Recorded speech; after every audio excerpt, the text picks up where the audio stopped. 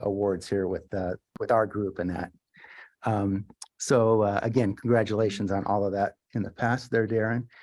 He's also been published in various magazines, including Popular Photography, Columbia Gorge Magazine, National Geographic Traveler.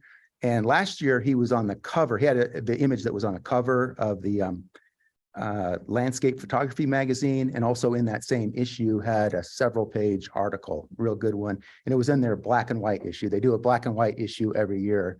And so for the 2021 issue, Darren was heavily featured in that one. His images have also been used by various companies. Samsung, for one, I know used a license of one of his images for a long period of time, and others have used them for their website backdrops. You know, night photography is his true passion, and I'm sure you're going to see some of that in tonight's presentation.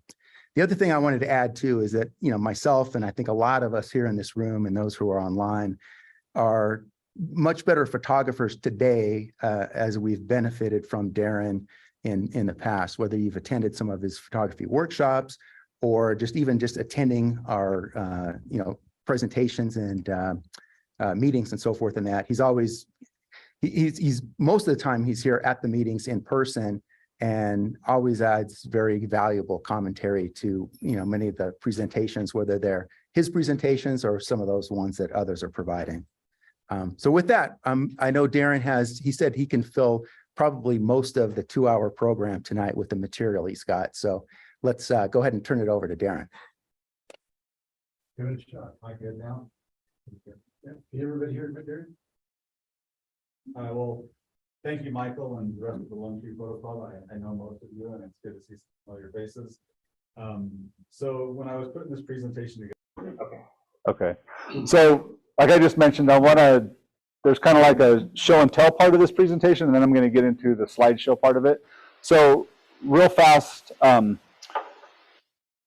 going to talk about keeping things super simple. And throughout my years of teaching workshops, I've probably in the 15th year, the last 10 years I taught with Mike Berenson, we probably taught close to 500 people.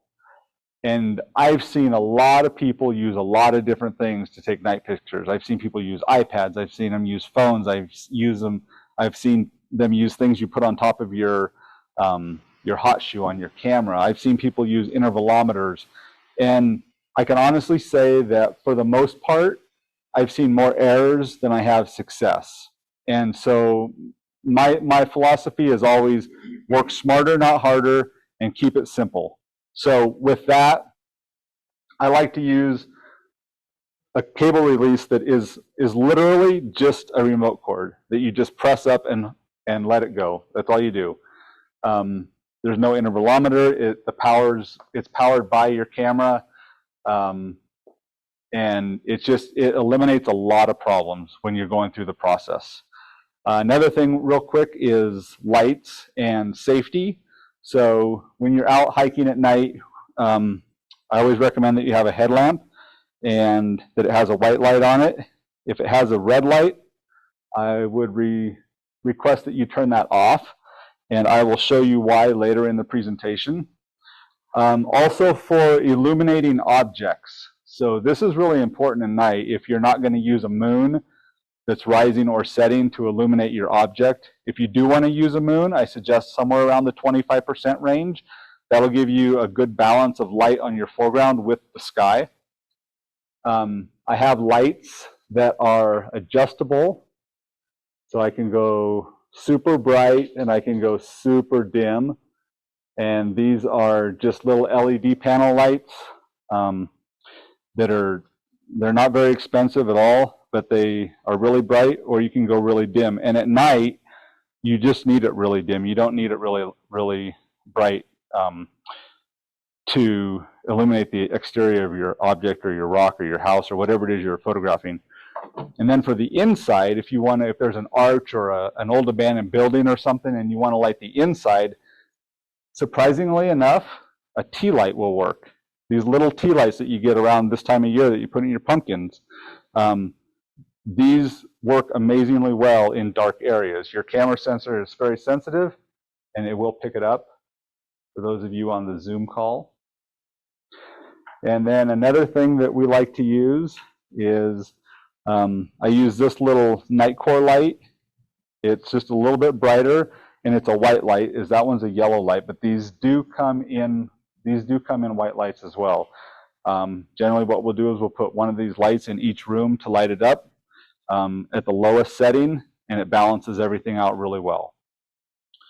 So the presentation tonight is, oh, one more thing. Even though you have a headlamp, it's important to carry an additional flashlight with you as well, for the simple reason that if this light goes out, you have a backup. So it's always good. And I recommend night core lights because I've been using them for about 10 years and I've never had an issue yet. So that's it for lighting and keeping it simple. One thing that I did want to show real fast is we're going to talk a little bit about a tripod that does not have a center column. And the reason is because, for one thing, I can lower this all the way to the ground. And for night photography, there's no way to cheat. You have to take a long exposure. So even though I might take my foreground shots at sunrise or sunset, at night, you have to photograph the stars, you have to have a long exposure. So if it's windy or anything out, what I like to do is I like to hang my bag on this hook, and that really stabilizes the tripod. I can shoot in 20, 30-mile-an-hour winds and still get good pictures. So have an additional weight. If you have a center column, what I find is most people are tempted to put that center column up rather than extend the legs out. And once you extend that center column up, then your chance for vibration is exponentially increased. So I highly recommend that if you can, get a tripod that does not have a center column, or if it can be taken out, I recommend that you take it out. Hang a bag or something that's weighted below your tripod for extra stability, and you'll be good to go. So I think that's it for the show and tell part. I will get on with the presentation now. The question came up, like, what tripod are you using? This is a Robus supports. Sorry about the delay. So the topic is night photography and what we need to succeed. And one of the things is, like I said, keeping it simple, but it's really about how to get really good images, and how to go about that and the process.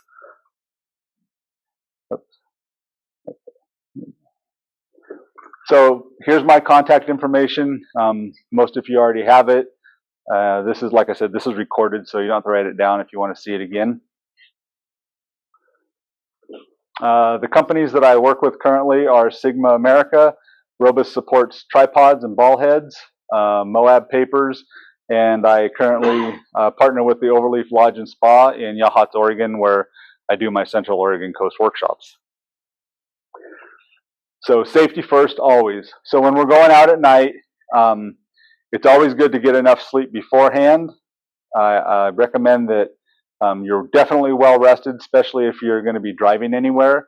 Planning, know what you're going to shoot. We have all these apps now that we can plan our shots basically from our living room and then go out and we can do it. Lights, we talked just a little bit about lights. Always have a backup. You want something to illuminate the exterior as well as the interior, or just the exterior if it's not a building. Bring enough food, make sure you have enough gas, and always tell people where you're going. I know this sounds silly and we're all adults and everything, but crazy things happen, and it's not really me that I'm worried about, it's more somebody else getting out of Denver, out to the plains or something like that. So I always tell people where I'm going. My daughter and I both have iPhones, so we actually share locations. So if something happens, my daughter will always know where my iPhone is. My wife's going to get an iPhone soon. So one thing that I really want to be upfront and honest about with everybody is that the images that you see of mine, they've been edited in some way or another. Over the course of the last 30 plus years that I've been doing photography, I've done it the hard way. I've struggled. I've done everything wrong that I can think of today. When somebody says, "Oh, this isn't working," generally I know what it is because I've done it before. So that's how I've gained a lot of knowledge. but I continue to learn every day, and I'll always learn. So I'm always learning new things each day. So on the left, you'll see the raw file, and then this is a final image that has been edited. And this is just a single image. This is not a stacked image or a blended image. So this is exactly the scene as it was when I shot it. But I just want to be upfront that the images that you see and the images we're going to talk about have been edited. Darren, would you want the lights on or off? But if we turn them off, they won't see. They're not seeing me any. Oh, right there. Okay. Yeah. Okay. All right. So, histogram. One of the most important things is when you're out shooting at night and you let your eyes adjust, the back of your camera is going to look super bright. And you're going to take all these pictures and you're going to think, wow, these are awesome. And you're going to get home and they're going to look like the top one. And it's too dark, way too dark. So this example shows you the different levels of exposure based on, I think it's ISO that we changed on this one, and how the histogram has moved over to the right. So the term exposing to the right means getting more data pushed over to the right-hand side of your histogram. So the more data you can collect in your image, the more data you have to work with. It's like, I try to use the example, if a contractor or construction worker is trying to build a 4,000 square foot home with 1,500 square foot of lumber, it's not going to look very good at the end. But the more data you can collect, the more data you have to work with. And like in the bottom image, you're not having to boost the shadows. With the top image, if you have to pull that slider all the way over to the right, you're probably going to get some noise that you don't want. So if you can expose to the right and get a good exposure, you're going to be well better off in the whole process. Oh, thank you. Okay, this is an example I just wanted to show people. So recently I got an Astro modified Nikon D850. Actually, I had mine modified. So this is the raw file, the processed raw file, and then you can see all the different colors in the final image. So the camera records wavelengths of light that regular cameras can't see. So that the raw files are red, and it's a little disconcerting at first, but once it's processed, the colors are a lot different than just a regular night sky image. Oops. Okay, so one of the things that we're going to talk about is single shots on the far left over there, and the left side here, and then long exposure foregrounds. This is one technique that I like to use if I can't arrive to a location before sunset. So at night, what I'll do is I'll set up and I'll take a long exposure foreground. And I'm not sure how well you guys can see this, but if you look close, yeah, the TV doesn't do very good, doesn't do justice very well. But anyway, this over here is super noisy. The 8000 ISO single shot is super noisy. And then the right side of these images is super clean, but we have long exposure star trails in them. So one of the things I'm going to show you when we get to the end on the right side image is how to blend the static sky with the long exposure foreground. So you get a good clean foreground and you get the static stars in the sky. So one of the things I like to talk about is the power of stacking. And I'm actually going to go through the stacking process with you at the end. But this is a shot at 25,600 ISO. The single image is on the left, and you can see there's no color, the noise is horrible. But then the stacked image on the right is equivalent to an ISO 200 image because of the number of images that I use to stack.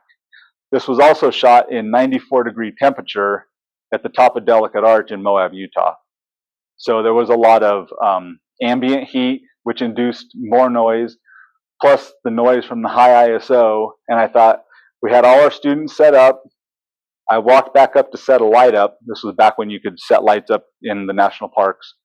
And I thought, this is a great opportunity to just do this super high ISO test shot and see what I can get when I stack it. So the power of stacking is super important to night photography.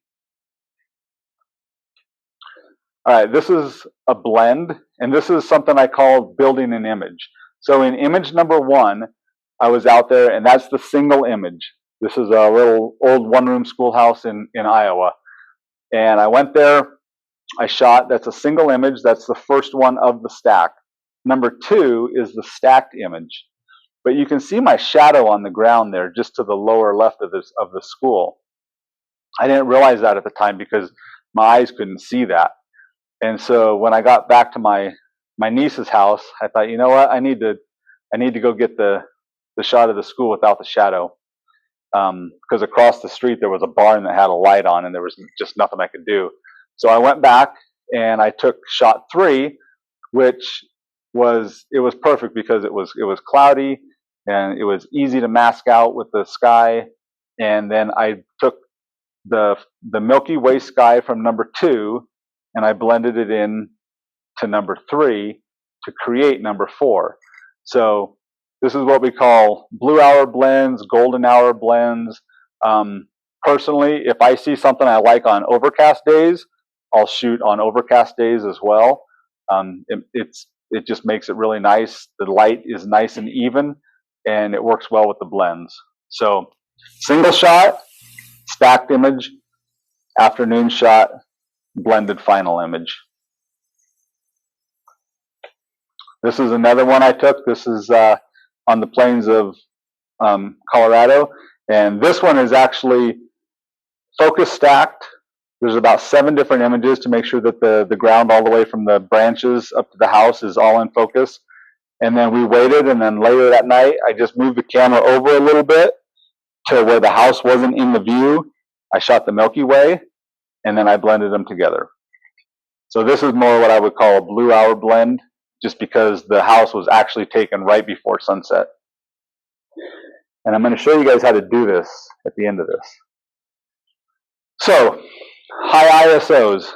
If you're out there and you're taking 8,000 ISO shots, especially for grasses, look at how yucky that grass looks. It's grayish. It looks horrible. So if you have the opportunity, use a long exposure, low ISO for your foreground shot. No matter what you're shooting, if it's grasses, if it's arches, if it's houses, no matter what, if you have the time and you use a long ISO, long exposure, low ISO shot, you're always going to get better colors in your foreground. So you don't necessarily have to show up at sunrise or sunset or on a cloudy day. You can still achieve the good colors by doing this. And then the sky in both of these images is stacked. So that's why you don't have the star trails in the one on the right-hand side. But seeing the difference in the grasses from a single high ISO to a single long exposure, about 5 years ago, just convinced me 100%.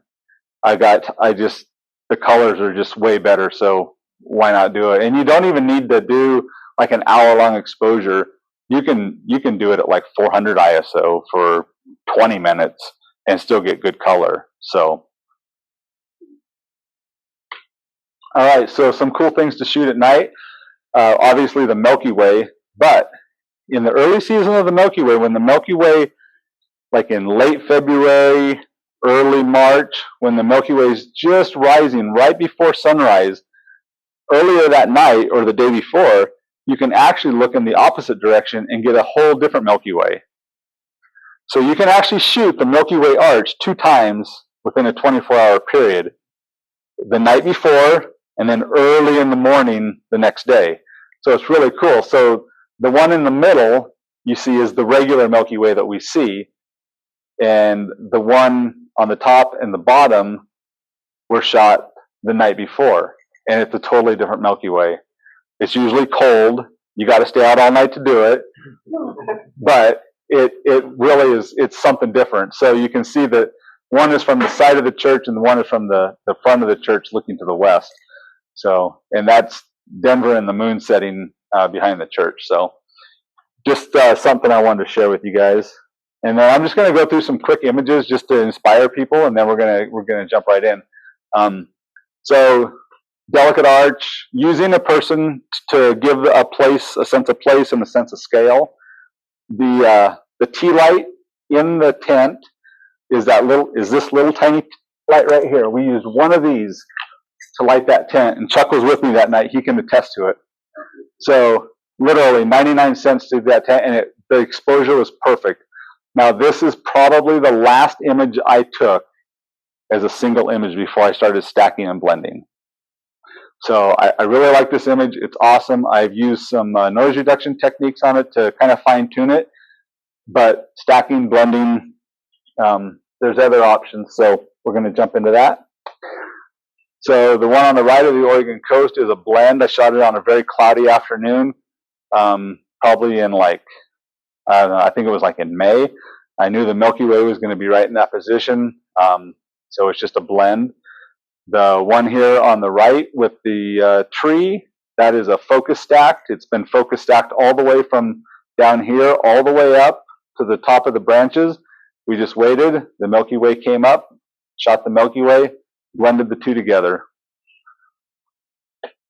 Another fun thing you can do is if you have a zoom lens on your camera, while you're shooting the stars, you can turn it and you can get a zoom effect.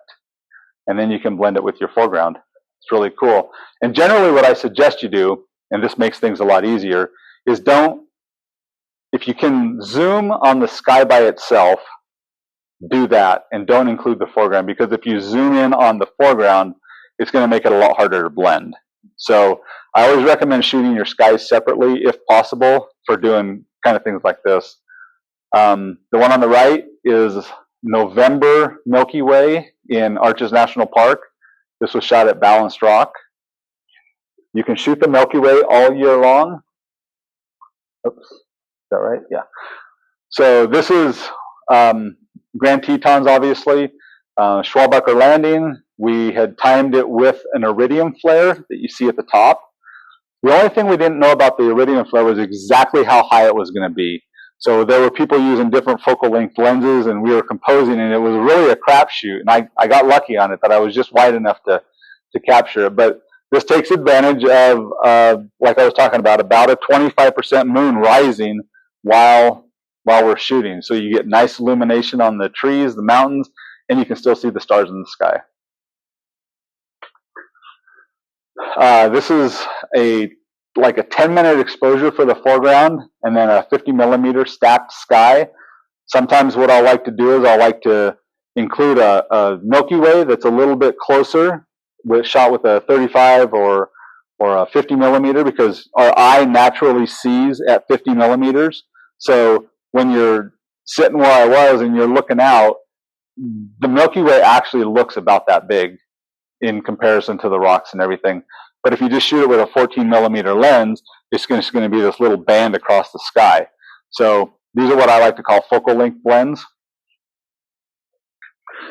This is taken in the late season in Kansas, and you can see the Big Dipper over here on the left with the winter Milky Way coming right up over the old abandoned house. So there's a lot of things in the night sky that you can shoot. It's not just about going out between April and August and shooting the Milky Way. Like right now, we're going into a new moon phase.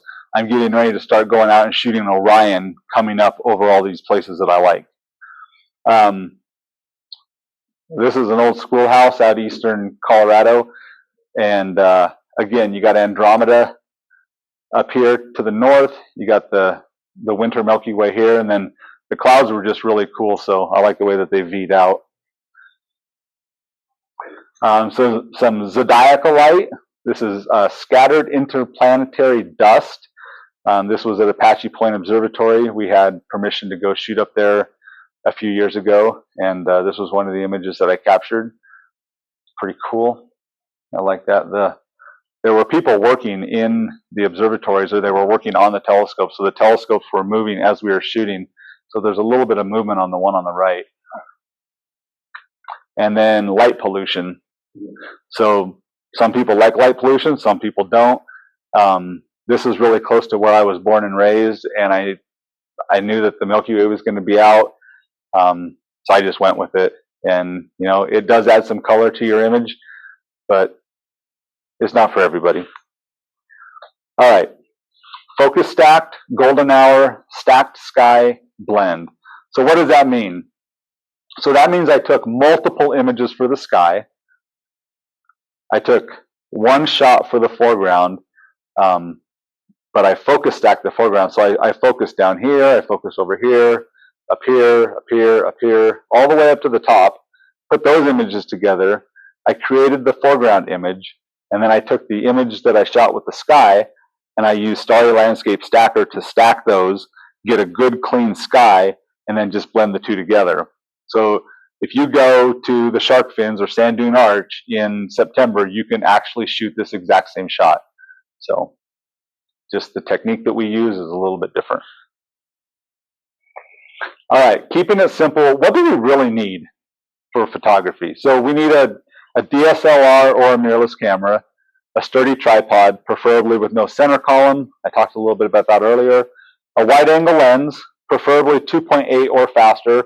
A lot of lenses are coming out like 1.8, 1.4 now, which is super nice. I still don't recommend shooting at the widest aperture. Generally, I stop it down 1 or 2 stops just to get a little bit of increased sharpness. A basic cable release.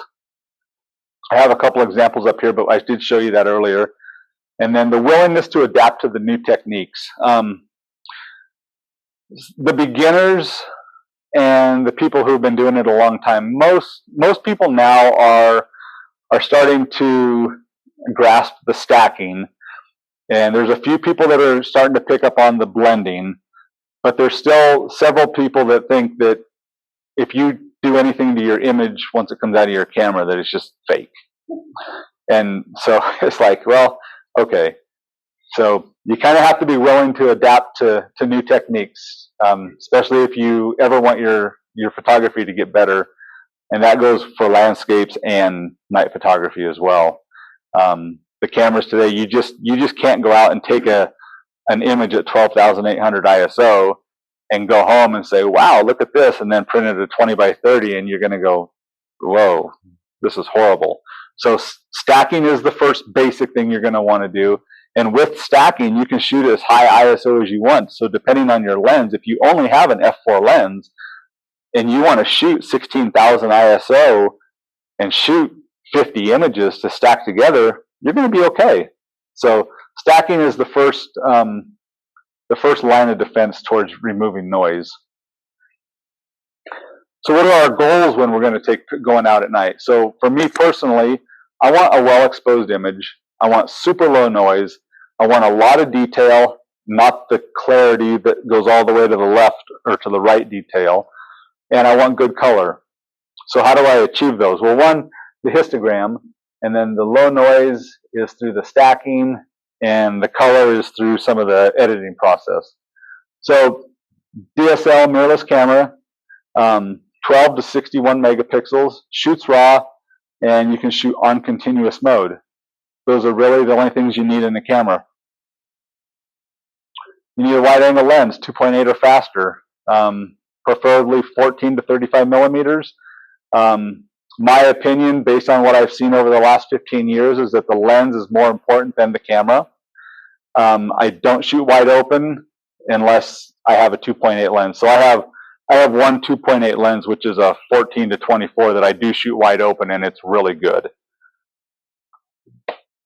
A sturdy tripod, carbon fiber, preferably no center column, proper ball head to hold the weight of your camera, and a hanging hook. And the hanging hook, like I said, is just to hang my bag on and keep it more sturdy, especially in windy situations. And if you've ever been to Dream Lake in the wintertime, you know what I'm talking about.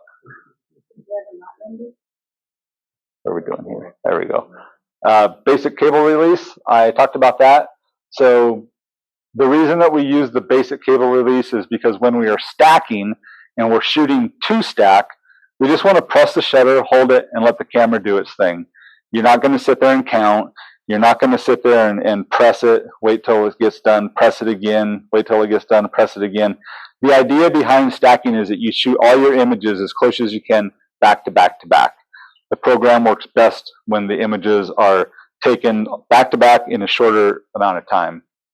And without the intervalometer part of it, you really can eliminate a lot of mistakes. If you have an intervalometer and you've been using it for a long time and you know exactly how to use it, by all means, go ahead. But we have people buy intervalometers, come to the workshops, and then they say, well, how do you use this? And we try to get it set up just so they can press it, and I don't know, it fails more than it doesn't. So where are you going to spend your money? We've had students, and I put the D3400 up here because we tested the D3400 against my Nikon D810, and here's what we found. We both had Sigma lenses, and once we took the images and we stacked the images, there was zero difference. So if you don't already have good lenses, if you're still using kit lenses or maybe one level up, I suggest that you upgrade your lens before you upgrade your camera. If your camera is within 5 to 7 years old. If it's older than 7 years or whatever, you know, it might be time for an upgrade. But that being said, you don't have to go to the latest and greatest model. You can cut a little bit, go up maybe 2 or 3 models, and then spend the extra money on the lens. The light that passes through the lens, the quality of that light is what's going to be represented on the sensor. So no matter how good your sensor is, if you don't have good lenses, you're always going to have mediocre image quality. So I highly recommend that you spend the money on the lenses rather than the cameras.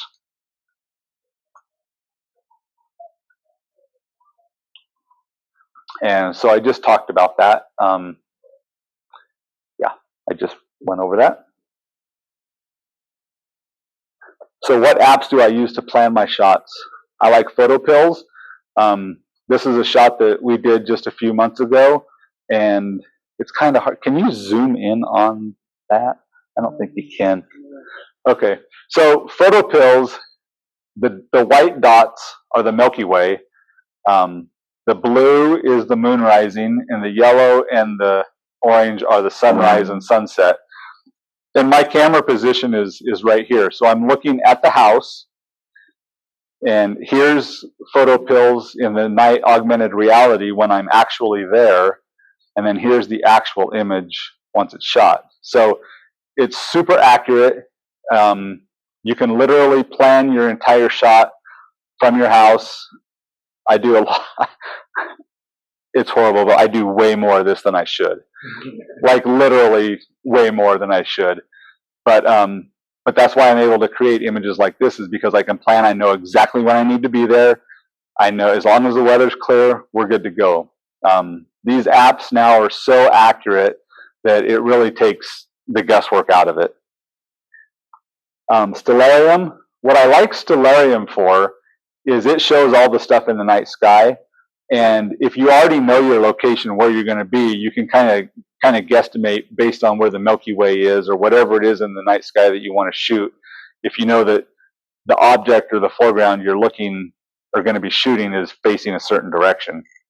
Stellarium also has an augmented reality, or you can hold it up when you're at the location, and you can move the night sky so that you can see where the Milky Way is going to be, or Orion or Andromeda, whatever it might be. But yeah, Stellarium and Photo Pills are the 2 apps that I use the most. So processing, I use Adobe Camera Raw and Lightroom, mostly Adobe Camera Raw. For raw processing, this is good for single images and panoramas. Converting images from RAW to TIFF or JPEGs for stacking. So it's funny that I did this a few months ago, and then Adobe Camera Raw came out with a new thing. So now you can actually select the sky, the subject, or you can use a brush to paint in the area where you want. So it's really advanced the raw processing itself, which is nice. I use Photoshop. I use Photoshop on every single one of my images. It works good for global and selective edits. Like this is an easy one to mask out the sky and just make an edit to the sky and or the foreground. I use it for blending. I use it for layering and masking and fine-tuning my edits, and resizing for web sharpening and sharing. And this is really important. I see, even today, I see a lot of images on Instagram and Facebook and whatever other social media sites that still have banding in them because people are just compressing their images too much. And there's definitely easy ways to get around that. So I personally like Photoshop because I can put the exact specifications in that I want. I think Lightroom has an option like Save for Web, and then it gives you 4 different options, and you have to choose one. So I don't really like that. I like doing it in Photoshop to do it exactly how I want. I use DxO Labs Nik software. I use it for black and whites. I use it for colors images, and it has a thing called analog effects, which is like old film styles and things like that. I really like that as well. Topaz denoise. So Topaz denoise, I have to say, is a serious game changer. I've used it on single images at night. I was using Nik Define, and that worked okay, but Topaz has really spent a lot of time and effort and have advanced their programs considerably over the last couple of years. And Topaz denoise is used on a lot of images in conjunction with other techniques. And unfortunately, I'm telling you what I use, but I can't physically show you guys everything. But if anybody wants to know anything, I can do a Zoom video. I can put together a video and send it to you. It's super easy. I do it all the time. So if you have any questions about it after the meeting, just ask and I'll get with you. Starry Landscape Stacker. So this is where the real power of stacking comes in. We stack to remove noise. It's good for the entire image. So the beauty of it is you take all your images together, you run them through the program, it identifies where the foreground is, it identifies where the sky is, and it aligns all the stars in the sky, but it doesn't mess with your foreground. But it adds the median noise reduction to the entire image. Sequator for the Windows people, it does a similar thing, but there's a box that you have to check that says something about don't align or don't do something with the foreground, and people usually forget to check that box, and so then it ends up looking like an image was on a tracker. You know how the foregrounds move if your image is on a tracker tracking the night sky. For some reason, it doesn't work as well. So, but if you check the box that says don't mess with the foreground, then it actually does okay. And Sequator, even though I hate to say this, Sequator over the years has gotten a lot better to the point now where if you do both programs right, you really can't tell the difference. So it used to be that Starry Landscape Stacker was definitely the supreme stacker, but Sequator now does a really good job. Shooting multiple images for a stack. So you get to your location, you set up, you compose, you take your test shots, and then you start shooting. You say, okay, I like what this does. I like how this looks. I need to take a sequence for my shots. And then you take your sequence, and then you do something else, and you keep shooting. And what happens is you generally end up including your test shots in the stack sequence. And so then I get people that email me that says, I shot this stack and it's not aligning right, and the program keeps failing. Why is that? And I say, send me your images. They send me their images, and then I load them all up, and then I toggle through them, and it's like, dun, dun, dun, dun, jump. That's why.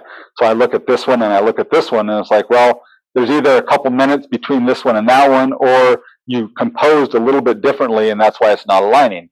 So once you're done with your test shots, take a black frame. And what I normally do is I just run my shutter speed down to like a fraction of a second, take a picture, it's completely underexposed, run it back up to what it was, take my images. When I'm done, I take another black frame. So when I get home and I'm looking at my images in Lightroom or Adobe Camera Raw, I can look and say, okay, I got a black frame here and I got a black frame here. These are the ones I'm going to stack, or these are whatever it is you're going to do. If you're focus stacking, if you're shooting to stack for noise reduction, if you're doing HDR stuff or whatever it might be, I always recommend that you take a black frame at the beginning and the end of whatever sequence you're using. That way you can easily identify these are the good images that I'm going to use for whatever it is I'm going to use it for. So you start your sequence, you take your back-to-back images, you create another book frame, bookend, and then your mistakes are gone. Darren, that's your sky sequence? This was at the Garden of Eden, and this is the stack. So I took all these images for the stack, and then I run them through Starry Landscape Stacker, stack them. So this isn't a blend. This one wouldn't be for a blend. It's half a second. So how long is it still? I'm trying to understand. So I put the camera on continuous mode, continuous high, like you were going to shoot sports, and I just press the shutter up and I let it run. And it just takes it back to back to back to back. That's it. And you're just picking a number, I guess. So I usually like to shoot between 25 and 36. 36 is where you're going to find your point of diminishing return. After 36, you realistically have to go to 72 to get any more benefit out of the stacking. And then after 72, you got to go to 144, but up to 36. So if I take 36 images at 6400 ISO, it's going to give me a noise reduction factor of 6, which means that the stacked image, when I'm done with it, it's going to have a noise level of about 100 ISO. So in that example, sorry. No, go ahead. That was for the whole, you exposed for the whole scene. The whole scene. Yep. But you might have a stack that's just sky. Exactly. And we're going to get to that in a minute. Okay. So shooting techniques, blue hour blends, these are for optimal print quality. Shoot your foreground during the sunrise, sunset, or on overcast days. Shoot your sky. Multiple images for noise reduction. High ISO, you can shoot a faster shutter speed and get your stars sharper. So with the stacking, you can shoot 16,000 ISO if you have an f4 lens, because let's say the f4 lens wouldn't allow you to shoot at you'd need to shoot a longer exposure theoretically, but you can bump up your ISO to cut down on your shutter speed so that you can pinpoint the stars more. And that's where the stacking really comes in nice, and it will remove the noise. You don't have to worry about it. So probably, I don't know, let's say 8 years ago is when I switched from never shooting above 3200 ISO to shooting above 3200 ISO. I mean, my progression has been crazy as far as the different techniques that I've used, because I always used to shoot 3200 ISO as a max and then work on those images. And then as techniques came about, and I did a lot of testing, and Mike did a lot of testing as well, you know, we found these different ways to improve print quality, and it makes a huge difference when people are viewing your work. Okay, types of noise.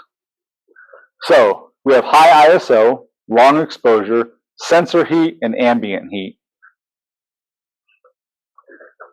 So high ISO noise. These are kind of hard to see. So the upper right picture we're gonna take a look at a little bit later, and you'll be able to see the noise better, but there's a lot of confetti noise in there. Looks like somebody sprinkled confetti dust on the image. And then high ISO noise in the shadows, we're gonna look at that one too. There's a bunch of white dots there. And then sensor heat noise. This is just, if you're out in the summertime at night and it's hot out, your camera is gonna have a tendency, the sensor is gonna heat up, and it's gonna create noise. I will say that most of the newer cameras, and I'm gonna take a shot here and say probably 5 years ago up until now, maybe 6 or 7 years ago, you're generally not going to see that magenta in your sensor anymore. It used to be really bad on the cameras that were about 5 to 7 years and older, but with the newer sensors, we don't see much of that magenta noise anymore, which is good because it was kind of a pain to fix. Okay, scout, plan, and shoot. You can do it. Night photography is fun. When you arrive at your location in the dark, set up your gear. First thing you'll want to do is let your eyes adjust to the dark. No lights. Give it about 15 minutes. When your eyes are well adjusted, it's amazing how much you can see in the dark once your eyes adjust. It's crazy. Even if you have bad eyesight, you can still see in the dark if you let your eyes adjust. Okay. Headlamps, most of them are going to have a red light on them. I highly recommend that you don't use red lights. There's a parking lot about 100 feet from me to my right, and I had literally been set up in this location for hours. I was there before sunset. I knew that the moon was going to be up, and I knew I had to wait till the moon was going to go down before the Milky Way would be in the right spot. And this group of gals came up, and they were going to take some pictures, and they all put on their red headlamps. And I'm just like, oh my goodness. So needless to say, I took this picture just for an example, but this is with no light, and then this is with a white light. This one here, still on. But so you can just see how, you can see how much better it is with a regular white light than a red light. And another thing with red lights, even if you're standing next to somebody and they have a red light on, or Canons have red lights on the back of their cameras during the exposure, at night, if I'm wearing like a light jacket or something and I'm taking a picture, that red light will bounce off of my clothing and illuminate the foreground. And I can't tell you, almost every workshop somebody says, why is there a red light in front of me? But Mike and I normally always would cover up the red lights on the back of the cameras with gaffer's tape so that didn't happen. But red lights, I mean, I don't even recommend red lights when you're hiking. If you want to use them when you're hiking and you're not shooting, that's fine, but you don't know who's out shooting onto the side of you. If you use a white light, a low, dim white light while you're hiking or whatever, it's a lot easier for the photographer to fix that in post-processing than it is a red light. The red lights are just horrible. So preferably white lights, no red lights, and then this just shows you the difference between the light panel and no light panel. All right, how do we focus in the dark? It seems simple, but I tell you, I know a lot of people, in fact, the very first workshop that I did in Moab, there was a gal that came to our workshop, and I thought she was an amazing photographer. I had admired her work for years, and we got set up, and the first thing she said was, how do I focus? And how do I do this? I mean, I didn't realize it until that day, but she had always been shooting on aperture priority or program and autofocus. She had never done anything manually, and I didn't know that. But anyway, we got her all set up, and she's good to go now. But how do you focus in the dark? Okay, get your tripod set up, get your camera on your tripod, leave your camera off, unless it's a mirrorless. Always pre-focus your lens to infinity. That's really important, because when you're looking up at the night sky and you're trying to find a star to focus on, if your lens is not set at infinity, it'll be so blurry that you'll never be able to see it. And you'll just sit there and be like, I can't find a star. Where's the star? I can see it. It's bright. There's Jupiter right there. It's as bright as a candle. I can't see it in my camera. So you pre-focus to infinity, and then all the stars will show up. Find a bright star, look through the optical viewfinder, place the star in the center. That's when I turn the camera on. Once I can physically see the star through the viewfinder, that's when I turn my camera on. I turn it on live view. I use the live view to zoom into 100%, and then I fine-tune that focus of that star until it's the smallest I can get it. And then I take a test shot. And if it's a little bit off, then I'll do it again. And it takes a couple of times for people that have never done it before, but once you've done it and you know, like when you're looking at the LCD, how small that star needs to be, it's just like riding a bike for the 100th time. Make sure the star is as tiny pinpoint as you can get it, and then you can recompose and shoot. So if you're shooting, let's say you're shooting out over the desert, like at White Sands or something, you can recompose and shoot. If you obviously, if you have something that's close to you, like an arch or a rock or something like that, you'll probably need to focus on one and then focus on the other. if you want to get both of them as sharp as possible. Make sure it's in manual focus after you do all this. Yeah. Make sure it's in manual focus, yeah. Well, it should be in manual focus when you're doing this, yeah. Yeah. If you have a moon valve, you focus on the moon before start. You can do that. That's What about cheap. the street lamp? If it's far enough away, yeah. But we don't tell people that because we want them to learn how to do it. Otherwise, it's autofocus. But here's what happens. That's a good point. People say, "Oh, well, there's a moon there. I can autofocus on it." Yes, you can. There's a street lamp. There's a houses way over there. I can autofocus. They autofocus. They get it all dialed in. What do? They recompose, and then they press the shutter button, and it screws it up again. So they forget to turn it back onto manual mode. But yeah, you're right, Jeff. Okay. Do you tape off your lens? What's that? Do you tape off your lens with gather tape after setting the focus? I do not. That's always brought up in our workshops, and what we found out is that people set it and they tape it, and then they go to the next location and they put the camera in the bag. Something happens and they go and they shoot. Go to the next location, they shoot, and guess which pictures are in focus? Only the ones from the first location, because it bumps it a little bit. So we always recommend that whatever you're doing, after you get done shooting a scene and you move to another scene, refocus. And once you do it enough times, it becomes second nature, and it only takes a second, but it'll save you a lot of heartache when you get home for sure. So shooting the night sky and getting a picture of the Milky Way is literally the easiest thing in the world with these settings. Start at 6400 ISO, 30 seconds. White balance can be 3800 to 5000, or you can set it on auto. I do like to use a specific Kelvin temperature when I'm doing panoramas, because if you're shooting panoramas and you start on one side, and let's say you got some lights over here, but it's pitch black over here, and you're on auto, the camera's going to adjust for each section. And then when you get home and you put them together, it doesn't want to blend right. But if you use one color balance, like I generally like 38 to 5000, somewhere in there, it doesn't really matter. But as long as you pick a specific Kelvin temperature, it blends together much easier. And then once you get this panel put together, then you can do your adjustments in RAW and fix the color to what you like. 2.8 or wider, or faster, I mean. If you have 1.4, we talked about this a little bit. I recommend shooting at f2 or 2.2. Adjust the ISO, shutter speed as needed to reduce star trailing. So basically what that means is if you're going to do stacking, go ahead and shoot at a higher ISO to reduce your shutter speed. How to shoot star trails.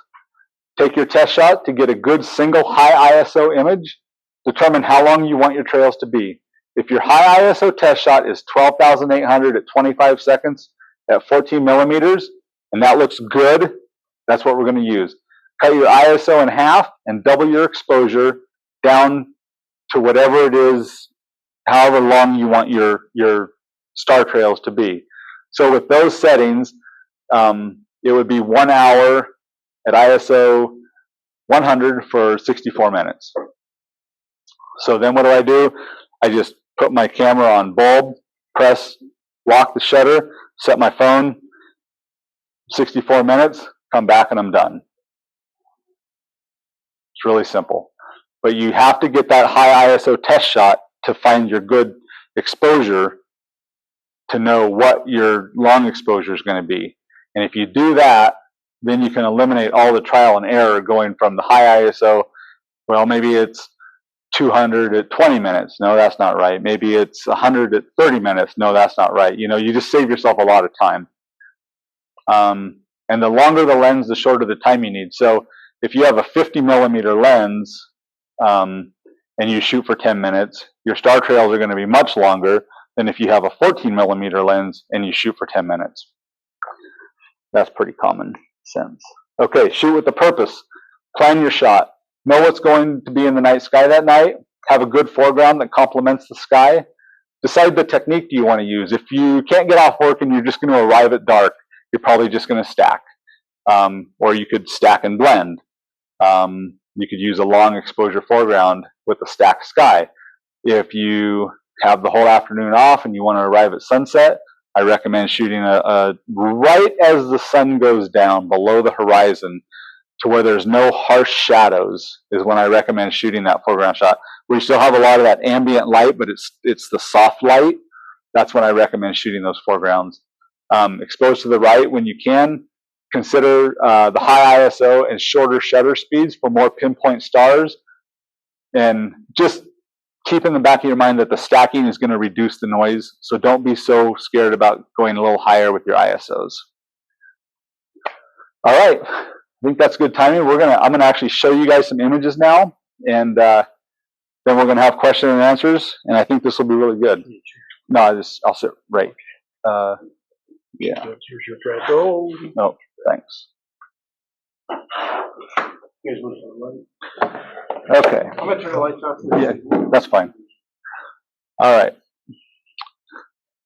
So we're gonna do confetti noise. I don't know how to get rid of this.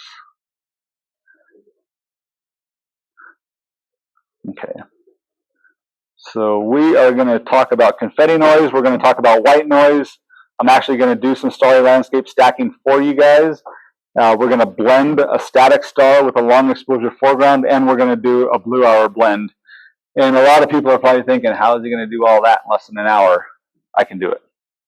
And I'm going to show you, because like literally I like processing images, but I don't want to spend my life doing it. So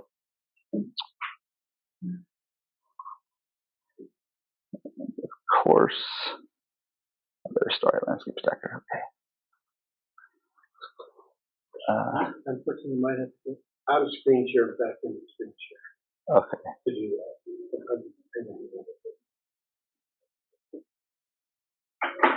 How's that? Yeah. Okay, perfect. I need to get rid of these things though. No, these are on my screen. I think I just cancel this. I'm just going to move it out of the way here. Okay, got it. Okay, so get these images loaded up. Okay, so the first one we're going to do is we're going to do confetti noise. So this confetti noise comes from shooting a long exposure, low ISO foreground.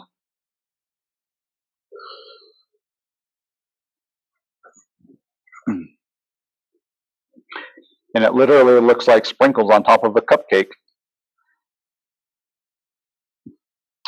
So I'm going to zoom in so that you guys can see this very well.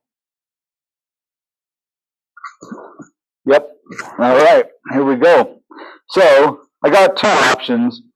I can use the clone tool and I can just go through here and clone these out and spend a couple of days. Nobody wants to do that, right? All right, so here's what we're going to do. I'm going to minimize this. I'm going to duplicate this layer. I'm going to go up to Filter, Noise, Dust and Scratches. And like I said, this is being recorded, so you guys can go back. But anyway, I found for my cameras that I use, 4 for the radius and 22 for the threshold work really well. Your cameras may vary depending on what they are. Click OK. So now we can already see a difference, right? You see? Yeah, okay. So you can see the difference. But what happens is when you do that, it adds a little bit of softness to the rocks. And that is what we don't want to have happen. So what we do is we change the blend mode. Actually, with this one, we do not change the blend mode. That's right. My bad. So that's it. Dust and Scratches, radius 4, threshold 22 will get you to a super good starting point. And now you can see that there's no confetti noise anymore. So would that take about 10 seconds? Yeah. All right.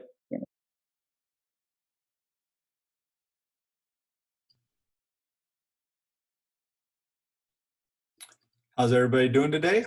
This video is going to show you how to remove hot pixels or confetti noise from your image in a very, very, very short way. So what we're going to do is we're going to open this image in Photoshop. It's already open. We are going to zoom in and we are going to see all these different colors of noise here. You can see them in the rocks, all these different, we call this confetti noise or hot pixel noise. This usually comes from doing a super long exposure. As you can see here, the stars, this is probably 40 minutes, 45 minutes, something like that, a single exposure, even at a low ISO.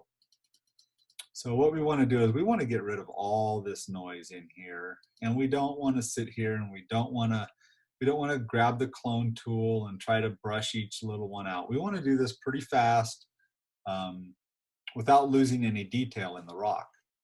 So what we're going to do is we're going to come down here, we're going to create a duplicate layer. And I will explain the duplicate layer in just a second, and you'll be able to see why I'm doing that as well. So now what I want to do is I want to come up to Filter. I want to go to Noise, Dust and Scratches. Now for my camera, this was shot with a Nikon D850. For my camera, I have found that the best settings are a radius of 4 and a threshold of 22. And so now what we can see here is that there's no more noise. Here's the noise, and now the noise is gone. And if I look closely at the detail of the rock, the idea is not to lose any detail in those areas. And I feel that this does a really good job, this 4 and 22. Now, based on whatever files you're using from whatever camera that you're shooting with, you may need to adjust these a little bit. I'll be super honest in saying that I've only used a couple of different cameras for the last several years, so I'm not sure what it would be with a Sony a7R II. I'm not sure what it would be with a Pentax K1. So I just know that if you adjust these numbers a little bit, you'll find your sweet spot for reducing the noise and keeping the detail in the image. So now what we can do is we come up here and we look and we think, okay, well the noise is gone in the rocks, but look what it did to the sky. It really dimmed a lot of the stars, and we don't really want that. So we're going to go ahead and we're going to click OK on this, and then the noise in the foreground is gone. So what we want to do is zoom out, take a quick look at the sky. We can toggle this eyeball on and off, and we can see that the sky is being affected quite a bit. So what I'm going to do now is I'm going to make a selection for the foreground. I'm just going to come up here, grab my selection tool, not the magic wand, I'll grab the quick select tool. And I like to keep it on the plus here in the middle, and I like to keep my brush or my tool a little bit small here, around the 14 range is good. And then I'm just going to select the foreground. Now this does not have to be perfect in any way. We're simply trying to separate the sky from the foreground. So now that the foreground is selected, I'll just come down here to my mask, and I click on my mask, and it creates a mask here.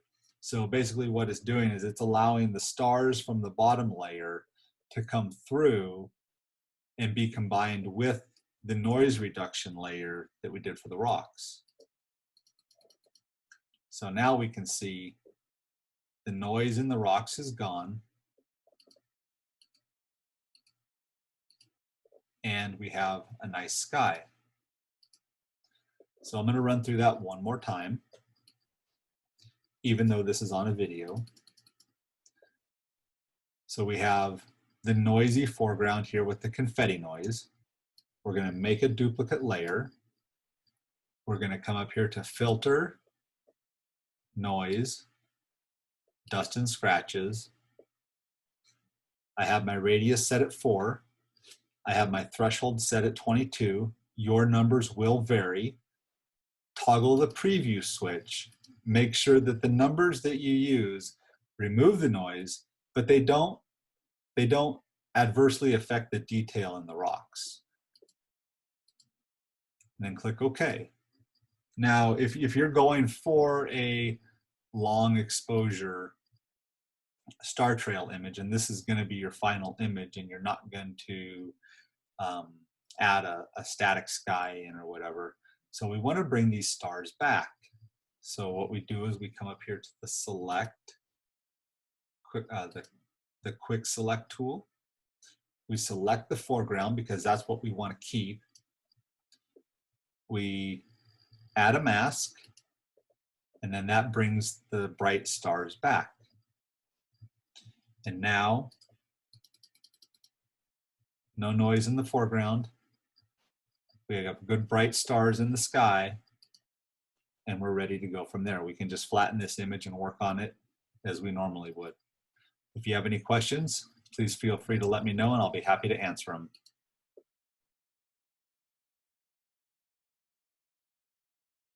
Get out of that one. We're going to go to white noise now. Dun, dun, dun, dun. All right, so white noise. Let's see. Yeah, we'll use this one.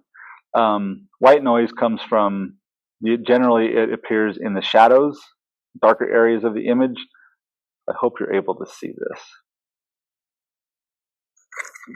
Yep, okay, good.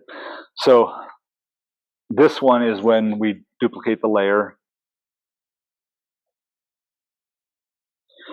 And we go to noise, or go to filter, noise, median. And 3 is a really good radius.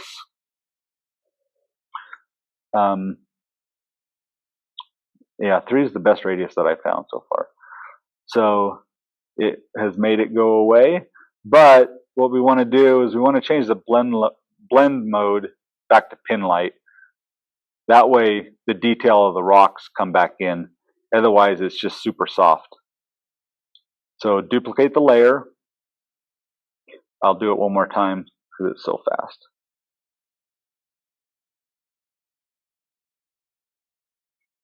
So duplicate the layer. Zoom in on the noise. Filter. Noise. Median. The radius of 3. And you can see how things kind of got soft there. So I'll click OK. And then you just change the blend mode back to pin light. And now you're good to go. And then you can flatten it and do whatever. But that takes care of that white noise that gets in the shadow areas. And I like to inspect my images generally at 100 to 200% because most of the work that I do is, in my mind, the end result is that it's going to get printed and hung on a wall somewhere. So I don't want to have that noise or the confetti noise in the images. Okay. So now, white noise. Let's do starry landscape stacker real fast. So what are we going to do with that? We are going to go back to here. And I got the crest house right here. And I've already converted these into JPEGs just to make it easier.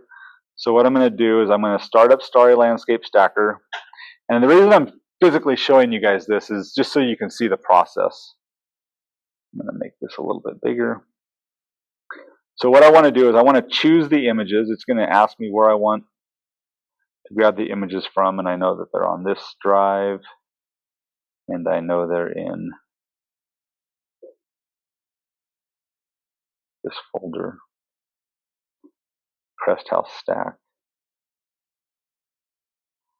So would you normally use a raw? You know, it has that option, but I've not used that yet. I haven't used it yet. So I will select all of these.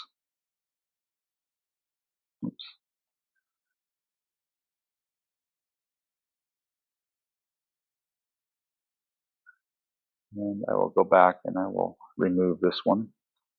And then I'll just click open. And so what it's going to do now is it's going to read the images. It's going to think to itself, well, where's the sky and where's the foreground?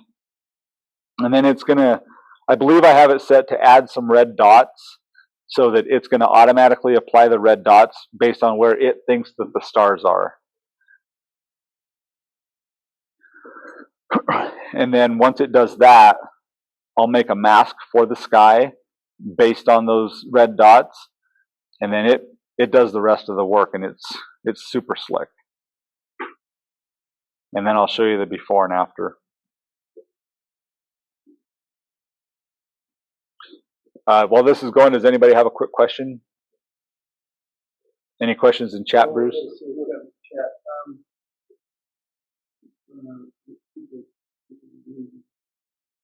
There's a couple of compliments. People were happy. Everybody's not good. Well, we're good so far. I had a question. You also mentioned the topaz denoise, and then what you were showing us was Adobe. Do you use that for something different, or before doing the other things, or what? So my process goes Adobe Camera Raw, Photoshop, the Nik software, and then Final Output. Stacking I do first, and I'm gonna redo this real quick just because it for whatever reason it didn't like those images. I don't know why. Up as JPEG files, is that something like Yep. do you convert them all to JPEG before going into Starry Tracker? I do. So just because that's the longest process of the stacking, like Dave said, you can use raw files now. It has the support for that. I haven't done it, so I still convert my images to JPEG or TIFF before I stack them. I've been doing this now for almost 8 years, and I have not noticed a difference between TIFFs and JPEGs, and I cannot figure out why.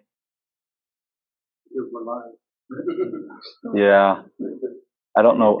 Okay, I'll send you guys a video.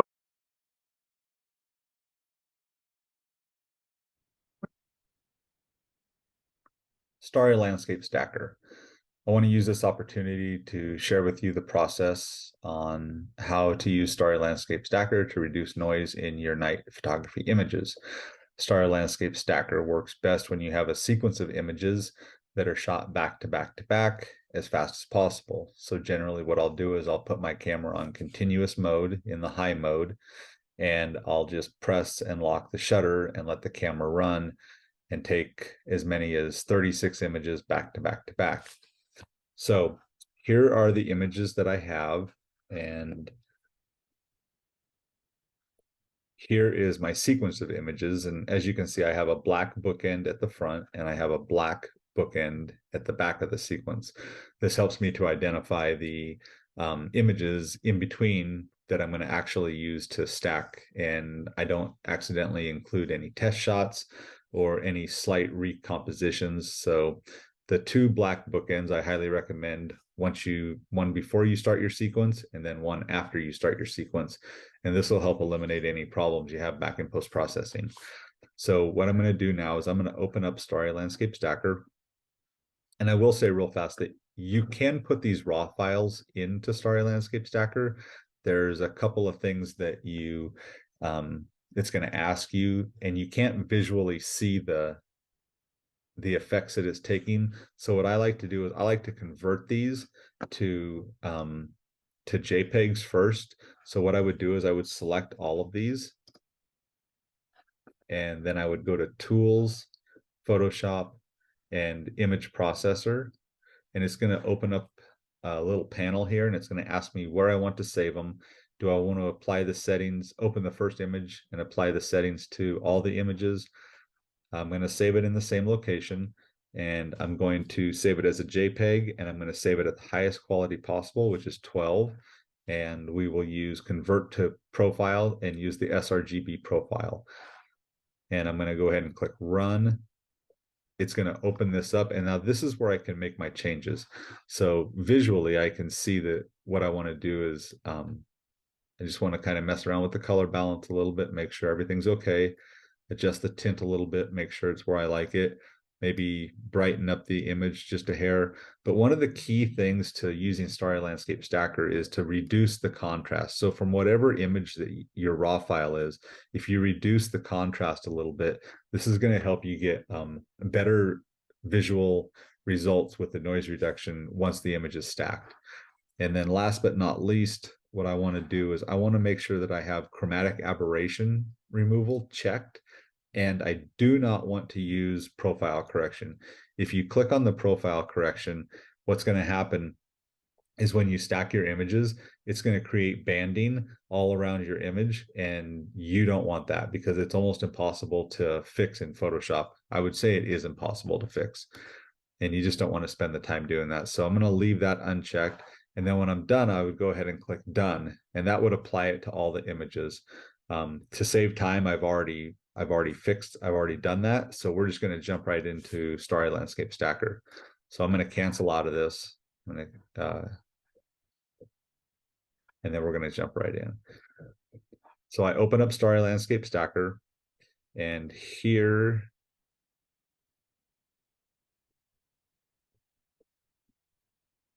are the files, the JPEGs that I've already processed. And so what I want to do is I just want to select them all and click open.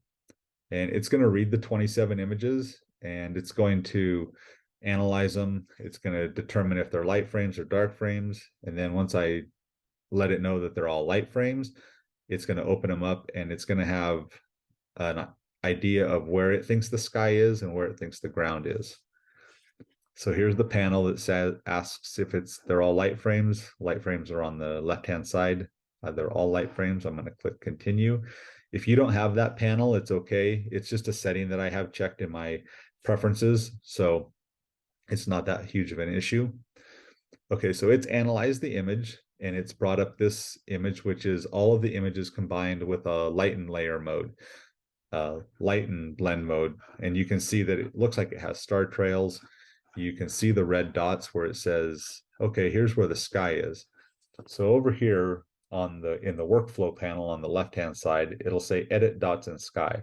Now I can start with the automatic dots, which it's already applied, or I can click no dots and it'll apply no dots. And then what I can do is I can add dots in.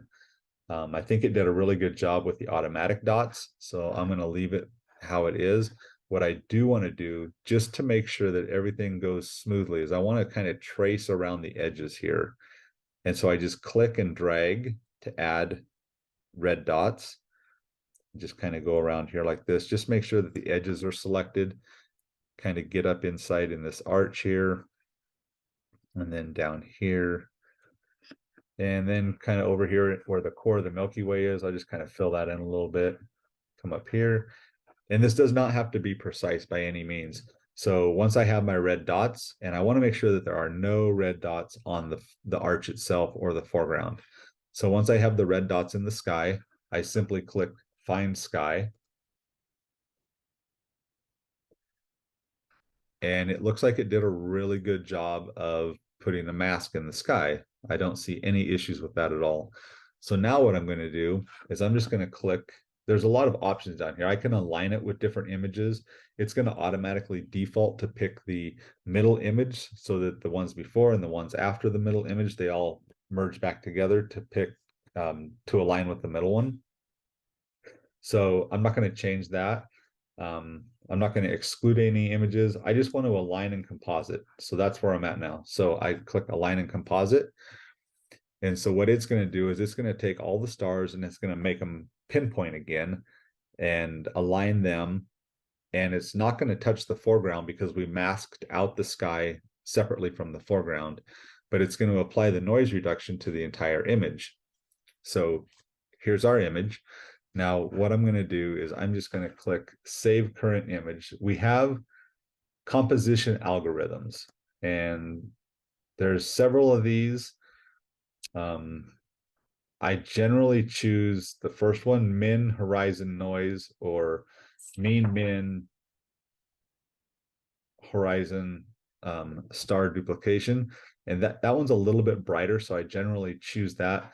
But you always want to look at the horizon line and just make sure that there's no weird artifacts or anything. The ones that you don't want to choose are the max value and the min value. These do some interesting things. This one really minimizes the stars and makes the image darker. If that's something that you want to do, you can do that later in post-processing. So I'm going to go ahead and choose this one. And then I'm going to click Save Current Image. And it is going to save it right back to the same folder where I got the source files from. So now that's done. Let's take a look at the difference between a single image and a stacked image.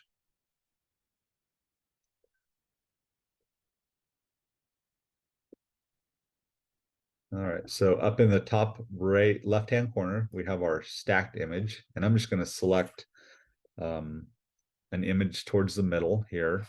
I'm going to open them up in Photoshop layers.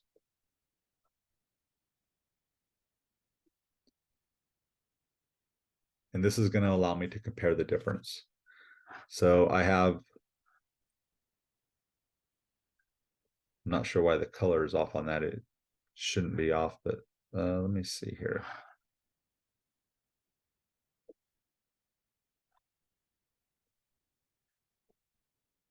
Interesting. I'm not sure why the color's off on that. That's something I'll look into later, but we'll still be able to see the difference in the noise. So let's take a look at, this is without the noise reduction, and this is with the noise reduction. So you can see how much it's really cleaned up the image. We can come down here.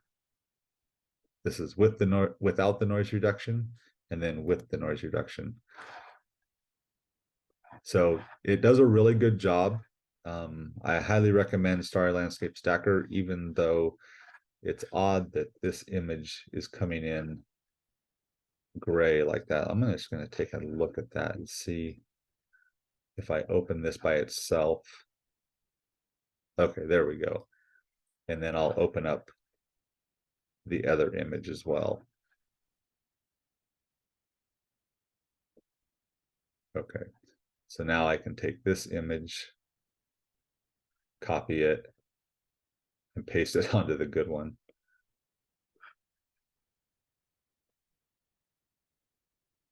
Yeah, I'm not sure why the color was off the first time, but anyway, so we'll just kind of look at this again with the right color. So this is before, and this is after. So if we look in this area here on the rock, we can see that the noise really disappears. And this is only with 27 images. If you want to go up to 36 images, you can get better details and better noise reduction. I generally like 36 as a minimum, just because that's about as far as you can go. It'll give you a 6 times noise reduction factor. If you go beyond 36, then you realistically have to go to 72 before you're going to get any more benefit. So once I have my good image, I can then take this image and I can just open it back up into Camera Raw or Lightroom, and I can start doing my edits on it. So that in a nutshell is how you use Starry Landscape Stacker. If anybody has any questions, please feel free to get a hold of me, and I'll be more than happy to help you out with the program. It's super easy, and it'll really improve your images as far as noise reduction, and if you're looking to print images. I thank you for watching, and get a hold of me if you have any questions. Thanks. That has it, but I do want to show you the end result, the differences right now though, just so you can see. So this first one that I have selected is the one that's already stacked, and then I'll just come down here and I'll just grab a different one, and I'll open them both up in Photoshop as layers. Sorry about that, but I have a video already pre-made. If anybody wants it, just send me an email and I'll shoot it to you. I'll send you the link. It's that way you can see the process. you were saying you use Adobe Camera Raw and then Photoshop? Yeah, So why not just be in Photoshop and then use ACR as a filter within? I use that a lot too. But I do my basic raw processing first, then bring my images into Photoshop. And then I'll go back to, I'll use the Adobe Camera Raw filter a lot as well, based on what I need to do. Okay. So I'm going to turn this off. So this is the single image. Looks like crap. And that's the stacked image. And it looks way better on my screen than it does. But so single image, stacked image. So the stacking really is, and this is only I think 41 images that I used, which is good. Like I said, 36 is about the point of diminishing return. But if you want better, you can. The more data you collect, you can get better. The camera on manual, you choose your ISO and you already have your f-stop, so your variable, or what's your variable? Obviously you have f-stop and that's going to be like 2.8. Yep. So that's set. And then you don't want to go over 30 seconds per image or the stars are going to move, right? Right. So then your ISO is your variable? Yeah, I figured out my shutter speed based on, my shutter speed based on the lens I'm using. So to get pinpoint lenses or pinpoint stars, there's the 400 rule, the 500 rule, the 600 rule. The 500 rule, the 600 rule was for APS-C cameras, crop sensor cameras. The 500 rule is for supposedly for full frame cameras, and then like the 400 rule is for like the higher resolution cameras, like 50, 60 megapixels. I just use the 500 rule to keep the math simple, and I'll just cut off a few seconds just to make sure that I'm within those limitations. So based on what lens I'm using, that'll determine the shutter speed if I want pinpoint stars. Okay, how do we take a static image and a long exposure image and blend them together? So when I'm looking at images that I want to blend, I'm very aware of how the sky and the foreground go together. So on this image, you can see that it's a pretty clean line. There's not a lot of trees or anything in that.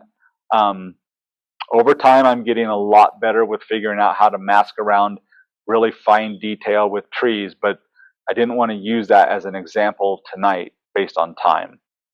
So for this one, what we have here is we have a static sky, short ISO, or short shutter speed, and then we have a long ISO, super clean, highly detailed foreground, but we got the long exposure stars, and I don't want that.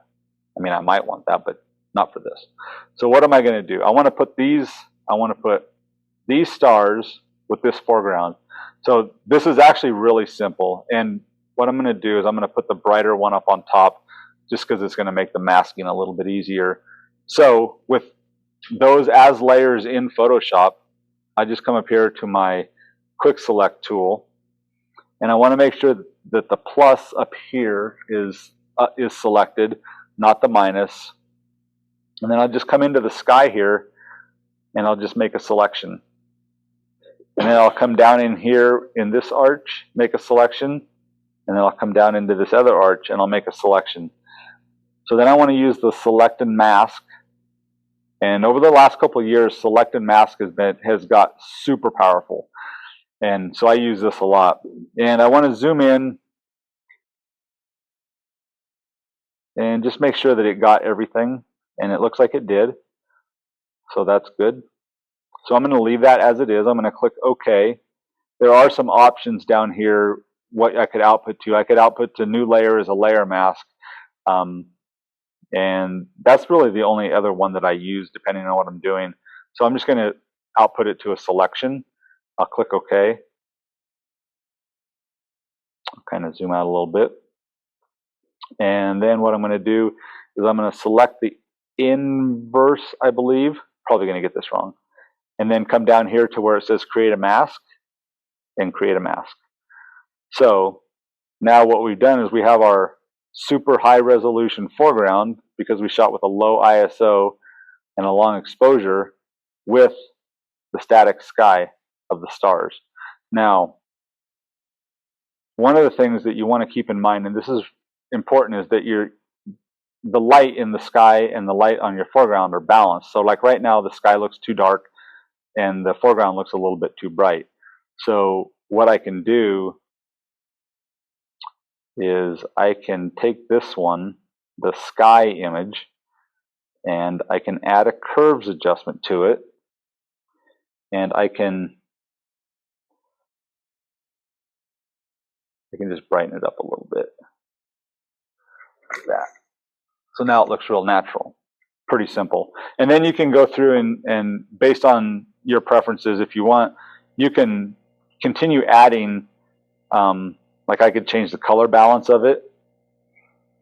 And so if I wanted the sky to be magenta, I could make the sky magenta. If I wanted to make it green, I could make it green. So you can kind of fine tune it any way you want. And it's only going to affect the sky, which is really nice. And that way you can get your tones for your sky and your foreground to blend together. So for something like that, that's really simple. That's pretty easy. And you would do it the same way with if you had trees or a building or something stuck up in the sky. It would just take a little bit more in the select and mask window to make sure that that selection was as good as it could get. Try to take advantage of sky replacement? I mean, I'm trying to always cut corners, okay? Yeah. So yes. what I've done before is just go into Photoshop's select sky or sky replacement, pick whatever fluffy clouds that they have, and then drag in the second photo and then use it as, and that works superior in things with trees. Yeah.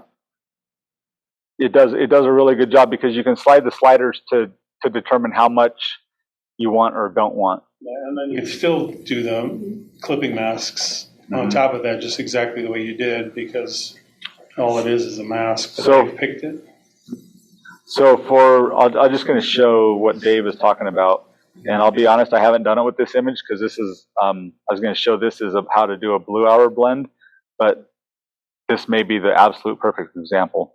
So here we have a boring sky, and I shot this image because I knew that the Milky Way was going to line up right between these two towers. So what Dave's talking about is coming up here to edit and hitting the sky replacement, and then picking a sky. I don't even know what skies I have loaded in here. I got to wait till it does this. And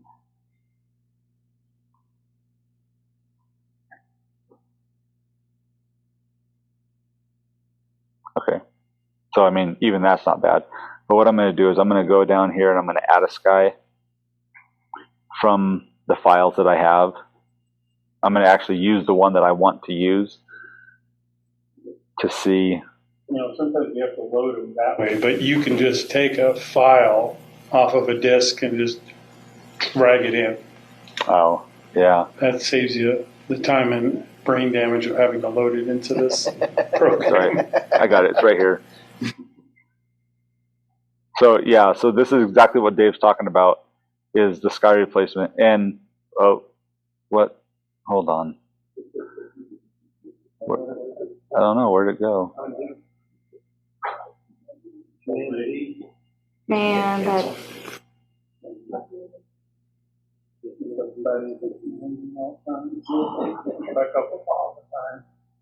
So that right there still is the same Milky Way Image from that same night, from that same location that you're dropping in there. Yeah, so I was actually this is the one I was going to actually show you guys how to do it. And yeah, I mean, that looks pretty awesome. So, yeah, you could say that this is done. I'm still going to show you the other way though. But yeah, this is good. But the issue is now is that you have all these different layers over here. You have edge lighting group and things like that. So if you're happy with this, that's fine. And you can still make adjustments based on these masks that are over here. So I'm just going to remove all this. All right, so now what we're going to do is I'm going to show you the other way to do it, which now I feel like a fool, but anyway, that's okay. So I know, right? Well, I mean, I've always tried to do the sky replacement with the stars, but I get, like I said, I get too many layers over here, and I just like my simplified, the way my workflow works better the way that I do it here, for me anyway.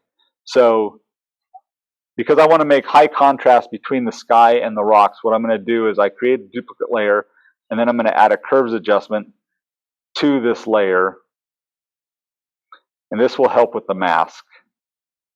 So now I got darker foreground and a brighter sky. So now when I come up here,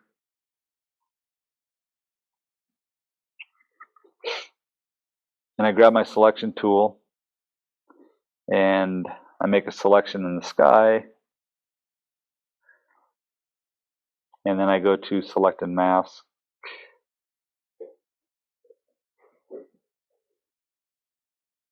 And then I want to make sure that I have everything selected, so you can see that there's this little spot right here that's not selected. So I'm going to come up here to Refine Edge tool and just click on that, and it fills it in. And I just make sure that everything else is filled in. And be good to go there. And a little spot right there. And then I'll click OK. I'll do it as a selection. And then what I'll do is I'll delete this mask.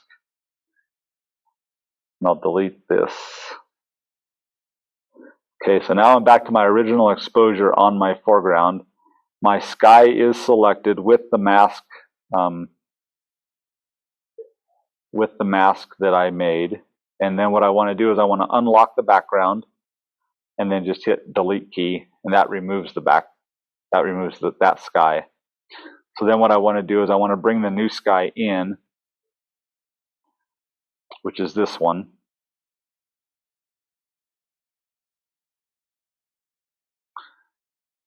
And then I'm going to come up here to select all, edit, copy, and then I'm going to put it on the foreground image. Where's my other image? I think you opened a different version. Sorry. Did I? Yeah, you did. It's a deep version. So is it this? Oh, there we go. So this, hold on. That's 22. Oh, okay. My bad. Sorry, guys.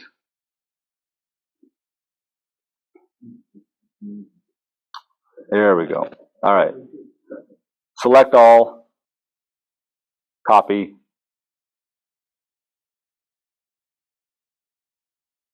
Paste. Okay. Put the foreground on top. And now what I can do is I can move the sky around. I click on the sky level, Control T, which is free transform or transform, and then I can put the sky exactly where I want it. And I want to make sure that I get all that white. That looks really good right there. That's pretty much exactly how it was when I planned it. So now what I can do is I have my foreground layer and I have my sky layer. And now what I can do is I can work on each layer individually. So what I need to do now, obviously, is I need to darken down the foreground. So I'm just going to add a curves adjustment, clipping mask on it so it only applies to the foreground, and just bring those tones down a little bit like that. Bring the highlights up just a hair so that looks a little bit more natural, like it would be at night. And then I can come down here to my my sky layer, and I'll do something very similar. I do like to do these individually though, just to make the the edit's a little bit more precise. Bring this down a little bit, and this up a little bit. Okay, so I like what the sky's doing, but here's where a lot of people get hung up, and a lot of the things that I see online where I can find that it's really easy that they cut and pasted. So one of the things that we need to do now is we need to add what I like to call a depth layer. And the depth layer is what's going to add light behind the rocks to give the image some depth, so that there's more depth between the rocks and the sky.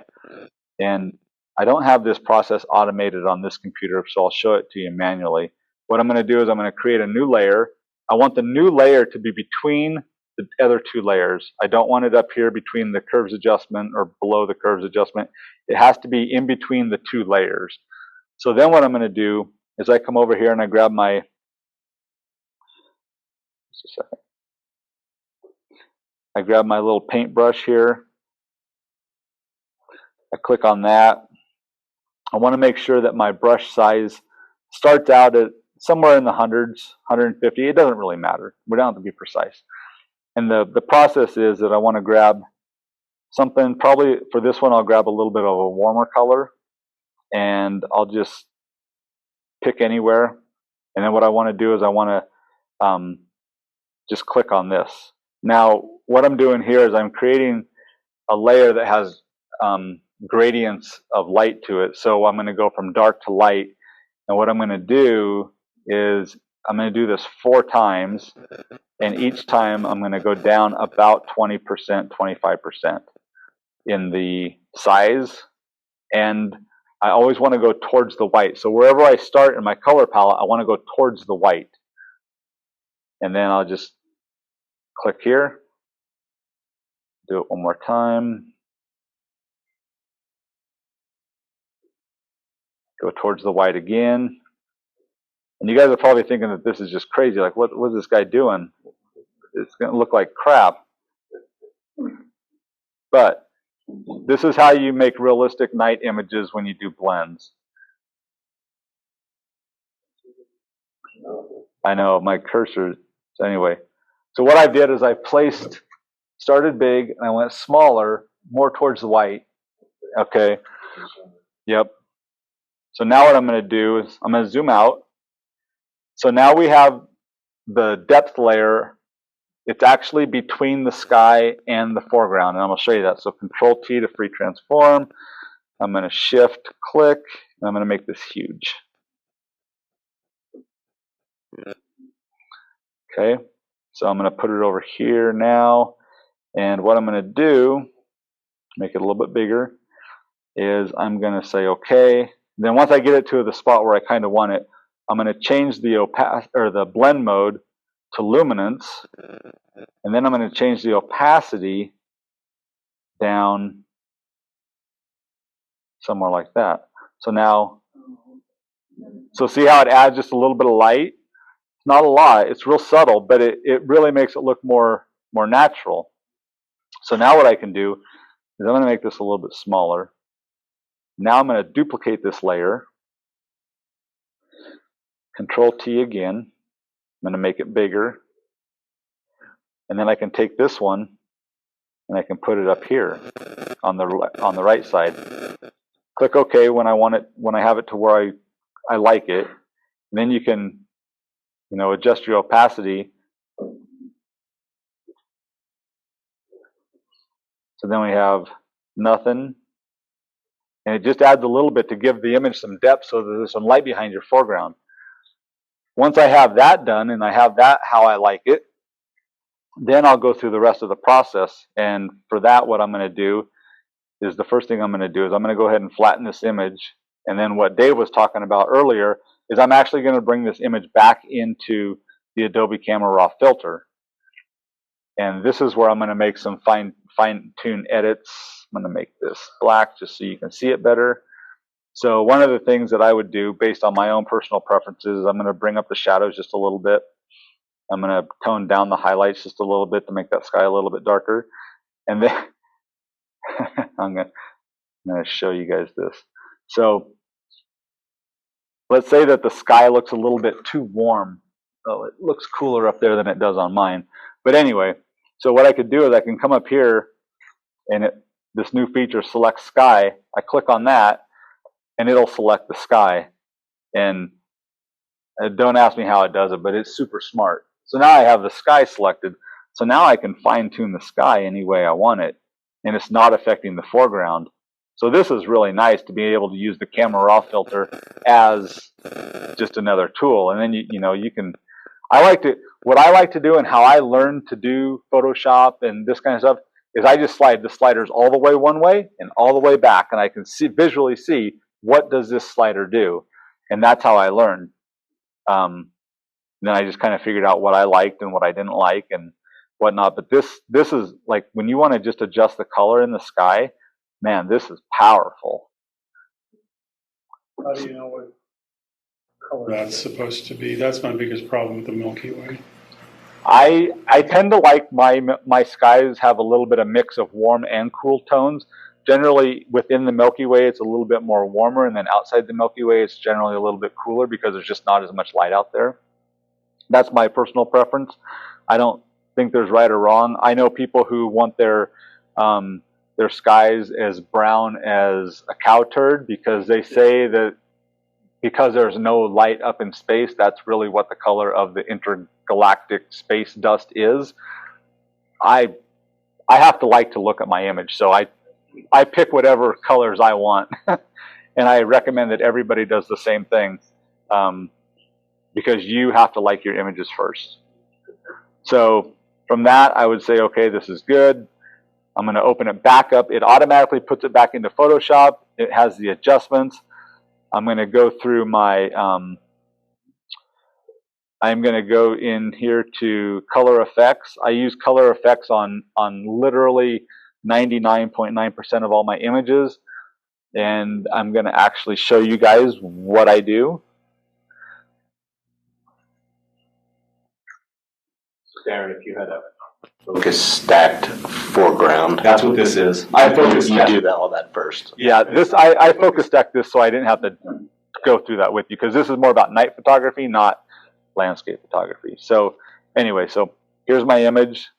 On almost every image, this is what I do. I use classic soft focus. I like number 2 here. I bring down my strength and I bring down my brightness a little bit. And I boost up my shadows just a hair. I click OK. The next thing I do is I come down to skylight filter. Skylight filter kind of adds a little bit of warmth to your image. If you go too far, it gets crazy. But if you just go a little bit, it's kind of a nice, pleasing, easy on the eyes type of thing. Once I do that, I come back up here to brilliance and warmth. And I take a look at that. I don't always use it, but I like to take a look at it to see. And these are already pretty good colors in this foreground since I shot it right at golden hour. So I don't think there's anything that I have to do to this. So I'll just leave it at what it is. I'll click OK. And then the last thing I do on every image is contrast only. And then what I like to do is I like to bring the soft contrast down just a little bit. And then the contrast on the contrast only and the contrast up just a little bit. So then we can toggle. And it's not a huge effect, but it's a little bit. And that's what I like. So then I would click OK. And then it's going to open it back up into Photoshop as a new layer. Can you see that? No, I have something else. I have 2 things on my screen that you guys can't see that I'm moving around to get to the things that I need, but you guys can't see them, so that's okay. So when I first started using this and I realized that it opened it back up into Photoshop as a layer on its own, that's the real power of it because you can look at it and say, oh, well, I don't like what it did here, and you can just mask it out. And it's beautiful. I love it. So most of the time I generally like what it does, but there are times when I say, oh, it's too saturated here in the foreground. So I'll just put a mask at 50% and just tone it down just a hair. So when this image comes back up, that'll be the final image. And then I'm gonna show you guys, since we have time, real quick. I do want to show you guys how I resize my images for the web. I think this is really important because, you know, even though they are small and a lot of people probably can't tell, this will help eliminate the banding and everything. So there's the before and there's the after. So you guys can't really see much of a difference on your, yeah. But anyway, so I got sharpness from front to back. I got a stacked sky. I got a low ISO foreground. I got good warm colors on the foreground that blend with the sky. This image could print 40 by 60 without any issues at all. And that's what I want. I want images that I can print big that are good quality. So now I have this image and I want to share it on the web for Facebook. So the way that I do it is I always resize it, save it, share it to Facebook first. From Facebook on my phone, I save the image from Facebook to my phone, and then I post it from there to Instagram. That's how I found has worked the best for me. I don't feel like there's any loss in image quality going that route. When you post it on Instagram first and then you try to save it and post it to Facebook, it's absolutely horrible. So what am I going to do? Okay, so what I'm going to do is the first thing I'm going to do is I'm going to go up here to image size, and I want to change it to 8-bit, and I want to go to image size. So for vertical images, I want to go to 3000 pixels on the high side, and then I'm going to click OK, and then I'm going to sharpen it, filter, sharpen. Now I do this 2 times. So sharpen's already at the top because that's the last one that I did. So I'm going to sharpen it again. And now I'm going to look at it. And it looks like it's over sharpened. Yeah, there you go. So it looks like it's really over sharpened, which is okay. Because now what I'm going to do is I'm going to do a second resize. So I'm going to resize it again. I'm going to change the resolution to 72. And I'm going to change the height. So if you remember, we started at 3000 for the first sharpening. So the height, I'm going to change to 1500. And then I'm going to click OK. And I always want bicubic smooth gradients selected when I'm doing this. So now I'm at 100% here. Yeah. So it's kind of hard to see on the TV, but what that does is it tricks Photoshop into applying an ultra-fine unsharp mask on your image. So it's super high detailed without loss of quality. And this is something that was discovered, I would say, close to 20 years ago by a photographer before I ever started using Photoshop. And it still works today. So, and there's a slightly different way to do it if you're shooting it with a horizontal image. The numbers are just a little bit different, but the idea is that you cut the long side down to half, resize, and then do it half again. So you do it in 2-step increments. Resize, sharpen twice, resize again, and then you get your final image. And then this so for this, what I do now is I've started doing this over the last couple of years. And I feel that this has really made a visible difference.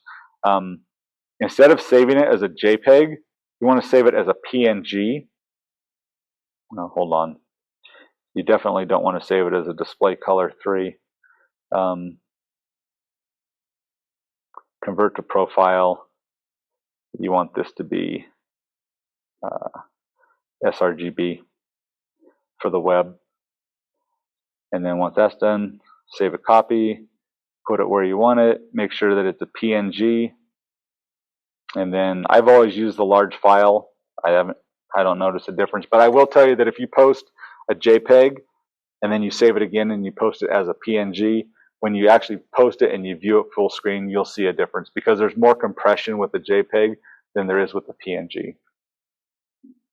What was your original image size?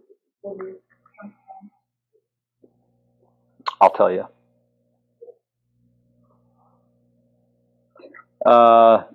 8949 by 5676.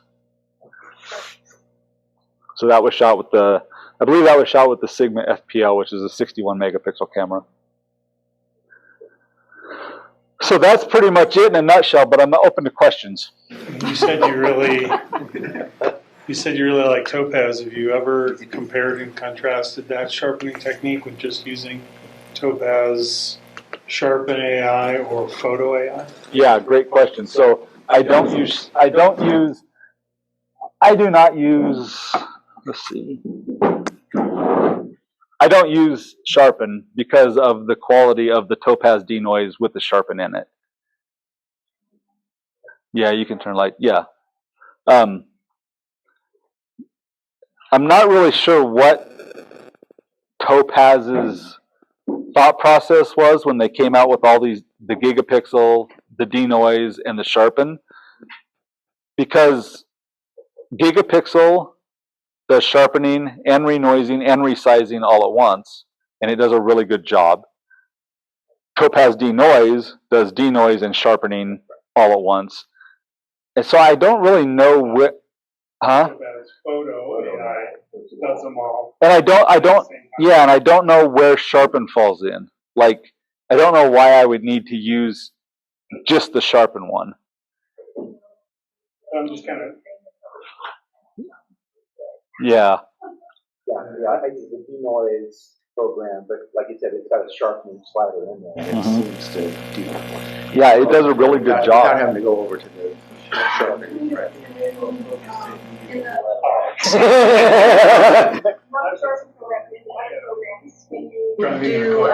Can you refine your selections to sharpen only specific areas, or is it a global adjustment? I have always done global adjustments, but then when it opens back into Photoshop as a layer, then that's when I can mask out. And the reason I'm asking is because I have used the Sharpen.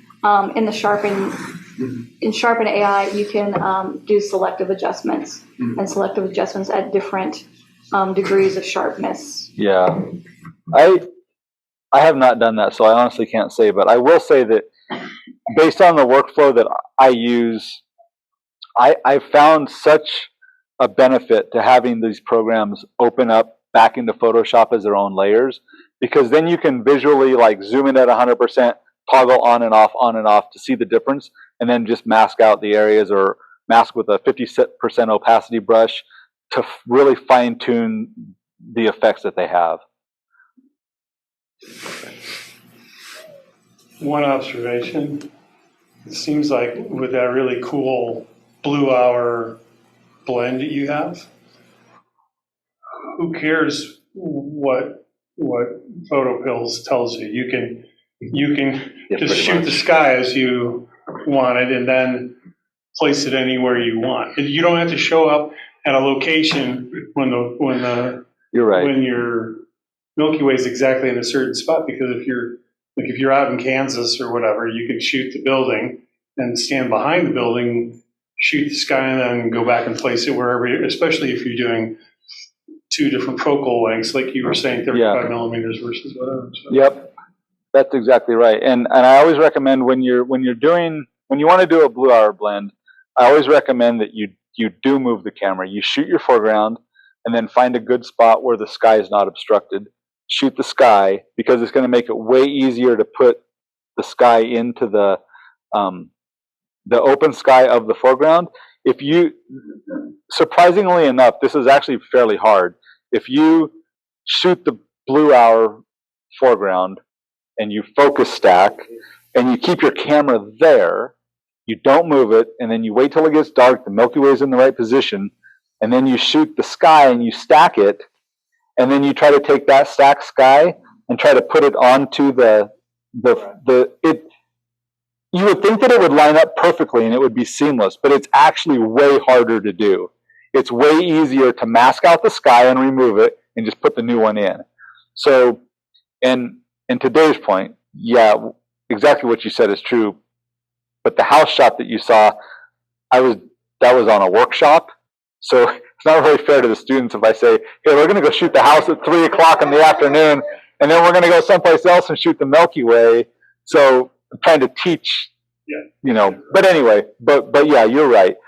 and then you take that you move your camera away from the foreground, get a good stacked sky, and then use that sky. Somebody Go ahead. Winter time. Do you use a lens warmer if you're out shooting in cold weather? Do you have any issues? No, I have not had any issues here in Colorado at all. The only time I've had issues was in St. Simon Island, Georgia, where the humidity was so bad, and in a couple of the places I've been on vacation where it's just warm and hot and humid. I have more issues with humidity and lens fog than I ever had in cold, dry weather. Shot the Northern Lights in Fairbanks, Alaska, when it was negative 30 something. And the trick was when your camera's out in the cold and you're taking the shots, the camera's fine, all that, but then you want to warm up, so you go in the truck or inside or something. Leave your camera out because if you bring your camera in, and it ices. It's funny because I was out shooting, I don't know, maybe it was just moisture in the air, shooting in night sky in cool weather. And I was up in lower Colorado mountains back in September. And when I came back and looked at it, I had fogging going on the outside of the lens. And I don't know if that was just moisture. I was up about 10,000 feet. Yeah, and so I was wondering about, because I want to shoot some night sky over the winter. I've heard people use lens warmers or hand warmers, and they just like put a rubber band around them and attach them to their lens. I've heard of people doing that, but I personally have never had any issues. That's pretty good. Yeah, I had it. I was shooting, I think it was a geminid meteor shower, and I was out on Clinton Reservoir. I had the camera set up as close to the range as I could, so it was quite a walk. And once I got everything set up, just basically let my camera go, and I would go back every so often and check on the battery or switch out the battery. And the last time, it was a little after midnight, I went back there. The lens was like completely all frosted over. But at that point, I was done anyways. But it had snowed. There was quite a bit of moisture during the day, so it was fresh snow. Yeah. So it didn't surprise me at all. I remember Actually, you know what I did is I did take 2 hand warmers. I strapped them on either end of my lens. I can't remember what I used, but I wrapped something around it to hold the hand warmers in place to try to keep the lens as warm as I could. But it had been out there for more than 4 hours shooting at that point. When I got down to Copper, it was 5 degrees. It was warmer where I shot, but at Copper it was 5. See, that whole area is known for. You wanted to test things out in the cold? That's the spot to do it. yeah. I can remember as a beginning camera kid wondering why infinity, you could go beyond infinity. Do you know why that is? Because of it's for the cold and the heat and the humidity. Infinity isn't infinity at the same temperature and stuff like that. There's another reason. So the reason why autofocus lenses do that and manual focus lenses don't is because if the autofocus always hit that hard stop, it would wear the motor out so fast.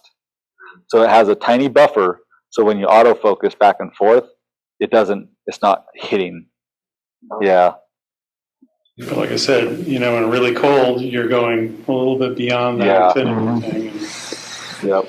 That one example where you had the sky and you replaced it and whatever, and you put a layer in between.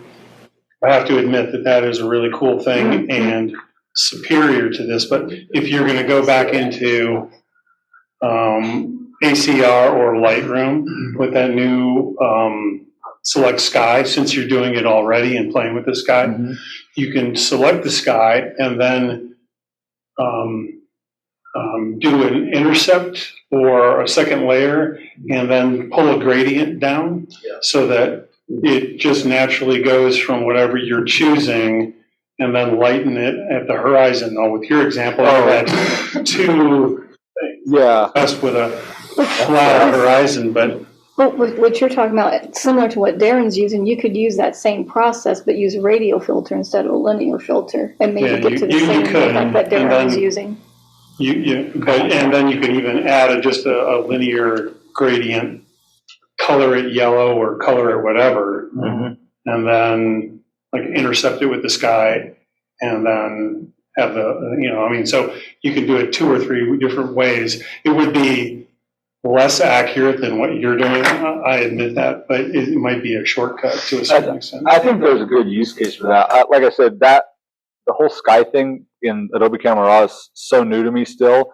I literally just saw it like a few weeks ago, so I still need to play around with it a little bit. But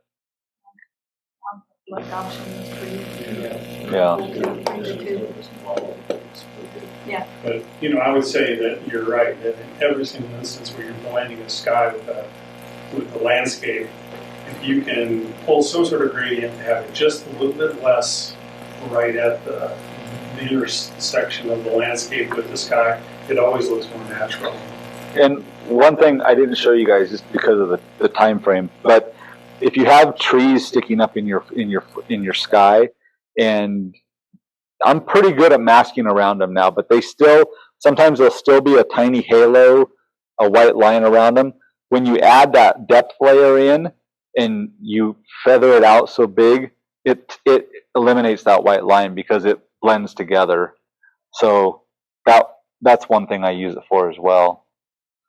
But there's so much to night photography that I could probably do an 8-hour day class on it, just all the ins and outs. But this is the basics on how to get good night images and not kill yourself. Oh yeah. Yep, for sure. Awesome. Thank you. Yeah, if you guys want to see the videos or something, just email me and I'll send you the links. Where do you find these old buildings around? I just drive and I spend a lot of time on Google Maps. Yeah, and one of the nice things is the house that you saw there that I used in the photo pills example. I try to build relationships with the owners when I can find them, and he and I became friends, I would say. He's bought some images of the place from me, and he's got one hanging up in a cafe in the small town that it's next to, and he's given me permission to go on there. And I asked him before we shot the eclipse back in May, I said, hey, here's an example of a house I did somewhere else, and I wanted to light it up. And I told him what I was going to do. I said, the eclipse is going to be right over the house. The Milky Way is going to be coming up. I said, do you have any issues with me going in and lighting the house up from the inside? And he's like, no, go ahead. So that was really cool too. And I find that if you can build relationships with the owners, whoever they may be, sometimes they're in other states, they have a lot more respect for you than if they catch you on their property without asking. So the first initial image that he saw, it was actually one that I had shot from the road right in front of it. And then once he and I started talking, he was able to give me permission to just shoot on it. So. How the heck did you find him? I was on Facebook and I had posted the image and somebody had made a comment and I said, I'm still looking for the owner of the property, and he sent me a message and he said, I'm the owner of the property. So yeah, I got pretty lucky on that one. There's a couple websites that list property owners and phone numbers. To be brutally honest, most of them are elderly people who the houses have been in the families for 100 years. And so that particular house, he and his, I think it's a cousin or something, but anyway, he and her grew up in that house when they were kids, and she lives just a mile down the road on her own farm, and he lives in the town that's nearby. But yeah, so it's kind of cool to hear the history about the towns or the houses and things like that. So There are these hunting apps that will show you public versus private land versus BLM land, and they will give you property owner names. Wow. And so hunting apps are really good for, especially out on the plains, chasing. I think the one website is called Acre View or Acre Value, And it's, yeah, you can go on there and just hover over the parcel of land, it'll tell you who the owner is. Yep. Yeah, I think it was you and I that talked about the hunting app stuff. Yeah. All right. Well, if you watch this, you'll have my email address and stuff. If you guys have any questions, feel free to hit me up. So. Thanks again, Darren. So when you came in tonight, you said, you wanted to make sure we kept the opening comments short because you said you could fill a full 2 hours of this night talking, and you did every bit of that. Great job. Fantastic. All of this was really encouraging too. That was really good. All right, I might actually go take a nighttime picture. folks, and we'll see you all at the holiday potluck on December 6th. And